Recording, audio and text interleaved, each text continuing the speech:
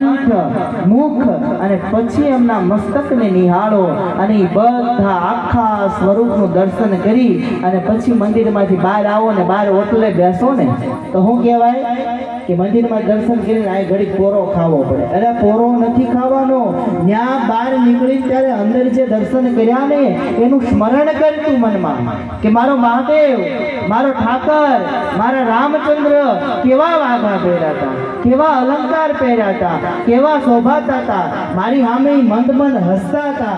આ સ્વરૂપનું તું મનન કર, આ સ્વરૂપનું તું દર્શન કર. મેં પોરો ખાવા નથી બેસવાનું. આપણે શું કહીએ, મંદિરની બહાર ઘડી વિશ્રાંતિ લેવા બેસવું જોઈએ, પણ મંદિરમાં જે કરેલી ભગવાનની પ્રતિમાના દર્શન છે ને એ બહાર આવીને તમારે મનોભાવ પ્રગટ કરવાનો છે. એક દ્રષ્ટાંત છે ને કે એક વૃદ્ધ માજી હતા, બધાએ સાંભળ્યું હશે પણ કહી દઉં. એક વૃદ્ધ માજી હતા, કોઈથી મંદિરે ન જાય. આપણે હારા મોડા એવા કંઈક દિવસો આવે તો હાલો ક્યાંય બીજે જઈએ તો ન જઈએ, પણ ગામડામાં રહેતા હોય રામજી મંદિરે જ જઈએ ને. રામજી મંદિરે જઈએ ને, આખી જિંદગી કાઢી નાખીએ તારા મારા મોહ માયામાં, કોઈ દી મંદિરે ન ગયા.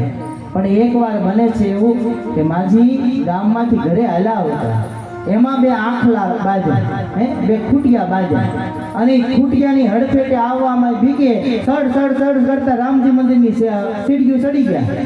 ઉપર ગયા એટલે પૂજારીને થયું કે માજી દર્શન કરવા આવ્યા છે, લ્યો માજી શરણામું. માજીનો એટલે ભાઈ ભલા ને